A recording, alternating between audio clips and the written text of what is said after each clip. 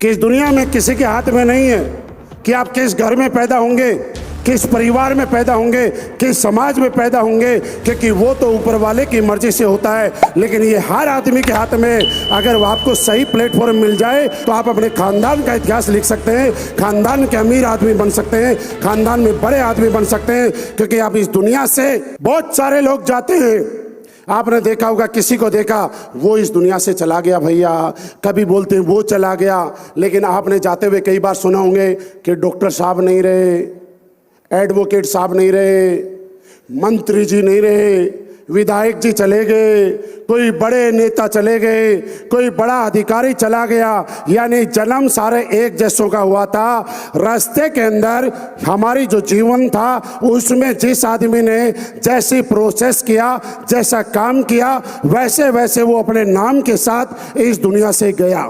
फर्क इस बात से पड़ेगा कि आप इस दुनिया से जाते हुए अपनी क्या पहचान लेके जाना चाहते हैं। ये सिर्फ आपके हाथ में है। और मैं आपको बताऊं कि लोग ये बोलते हैं, यहाँ पे कई लोग बोल रहे थे कि मेहनत करनी पड़ेगी। मैं आपको दोस्त आज एक चीज बताना चाहता हूं, मेहनत करने से कभी कामयाबी नहीं मिलती है जब तक आपके पास सही प्लेटफॉर्म नहीं हो। मेहनत तो रिक्शे वाला भी करता है, मेहनत तो एक किसान भी करता है। गर्मी के अंदर मई जून का महीना खेत में काम करता है, दिसंबर जनवरी का ठंडा महीना खेत में काम करता है। रेलवे स्टेशन के बाहर खड़ा होकर एक रिक्शे वाला सवारी का वेट करता है पूरी रात सर्दी में, और बाद में सवारी बार्गेनिंग करती है, उसके बाद भी वो लगा रहता है। मेहनत तो वो लोग भी करते हैं। लेकिन मेरे दोस्त, फर्क इस बात से पड़ता है कि मेहनत कर कहाँ रहे हो। आज ये चेक करना आप घर जाके कि आप जो काम कर रहे हो वो काम आपको कहां तक लेके जा सकता है। फॉर एग्जाम्पल, कोई आदमी दुकान चला रहा है तो ये सोचना, मैं अगर 50 साल ये दुकान चलाता रहा तो 50 साल के बाद ये दुकान मुझे कितनी की इनकम देगी। अगर आपको लगे कि मैं मास्टर की नौकरी कर रहा हूं, मैं पुलिस में नौकरी कर रहा हूं, सारी की सारी नौकरियां मेरे लिए रेस्पेक्टेबल हैं, थी और रहेंगी, लेकिन आप ये चेक करना कि यही काम करते करते आप 10 साल बाद कितना कमाएंगे, 20 साल बाद कितना कमाएंगे। क्योंकि वहां अकेले काम कर रहे थे और यहाँ पे आप एक टीम बनाने का काम कर रहे हैं। जब आपको ये समझ में आ जाता है कि आपको इस काम के साथ आगे बढ़ते हैं तो कभी भी लोगों की बातें आपको बुरी नहीं लगती हैं। क्योंकि जब आप मार्केट में, यहाँ पे कई लोगों को सुना आपने कि लोग हमें ऐसा बोला करते थे, तो जोड़ने का काम है, आपको भी बोलते हैं। लोग बोलते थे तो फंसने फंसाने का काम है। लोग बोलते थे ऐसा कुछ नहीं होता। लोग बोलते थे ऐसे बात करने वालों को हमने बहुत देखा है भाई।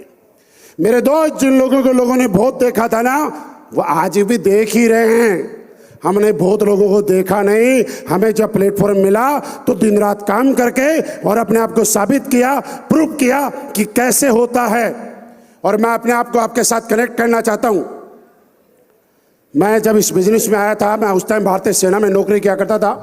14 जाट मेरी यूनिट थी, जाट रेजिमेंट में मैं था।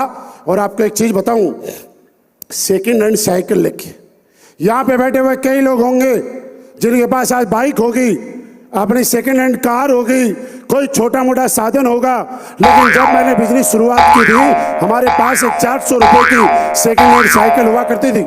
सेकेंड हैंड साइकिल लेके, 400 रुपए की साइकिल लेके जब हम करोड़ों की बात करने के लिए जाया करते थे, लोग हमें बोला करते थे और लोगों को हम बोलते थे तुम्हारी जिंदगी बदलेगी और हम लोग कामयाब होंगे।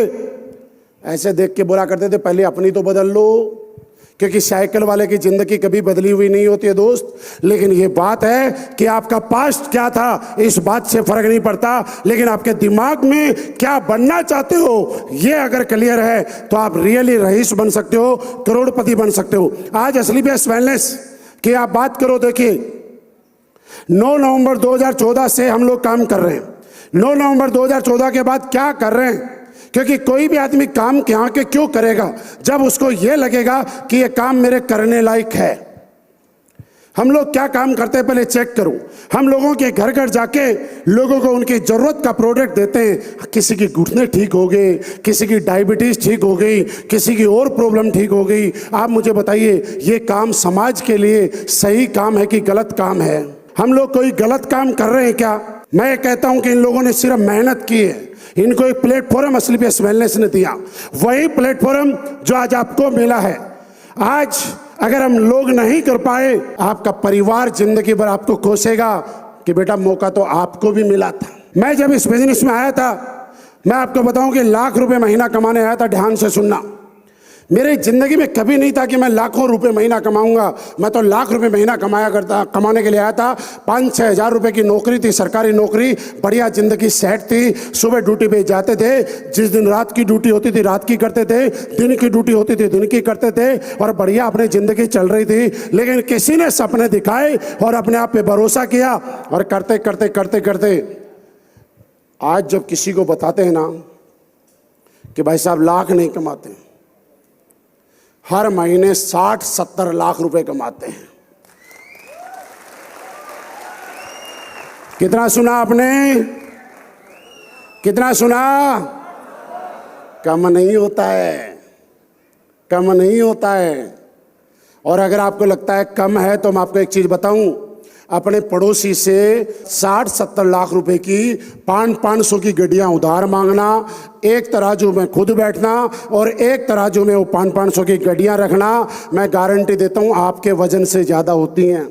अगर पड़ोसी के पास मिल जाए 500 की गड्डी तो बात कर रहा हूं, ना मिले तो इंतजार करो, और फिर भी ना मिले तो AWPL में काम करो।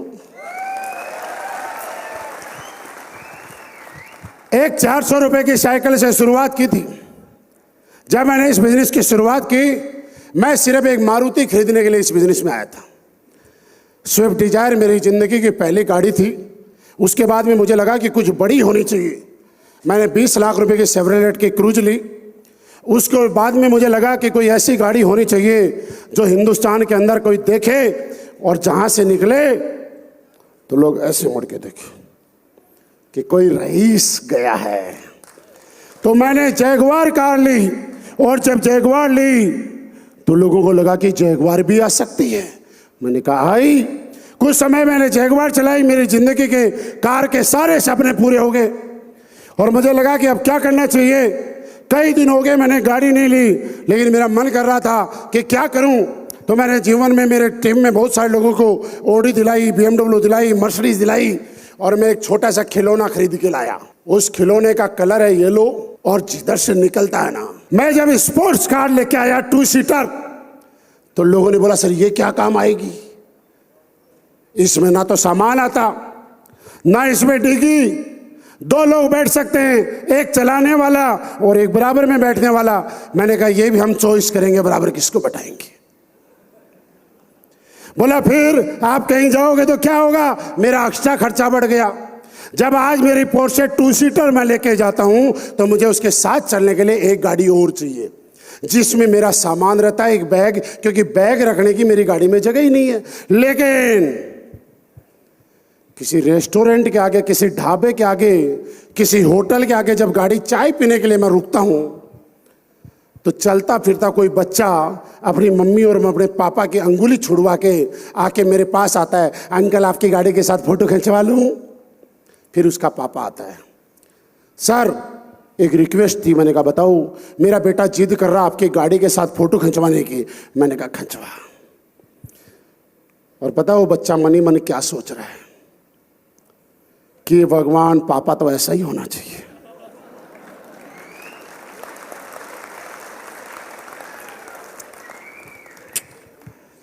और वो उसके मम्मी पापा बाद में आके मुझे बोलते हैं सर थैंक यू, आप कितने अच्छे हो ना, हमारे बच्चे ने बैठ के फोटो खिंचवाई, पीछे खड़े होके खिंचवाई, आगे खड़े होके खिंचवाई, आपने मना भी नहीं किया। अरे मैंने कहा बदकिस्मत, सोच अगर तूने जीवन में कुछ किया होता तो तेरे बच्चे को मेरी गाड़ी के साथ फोटो खिंचवाने की जरूरत नहीं पड़ती।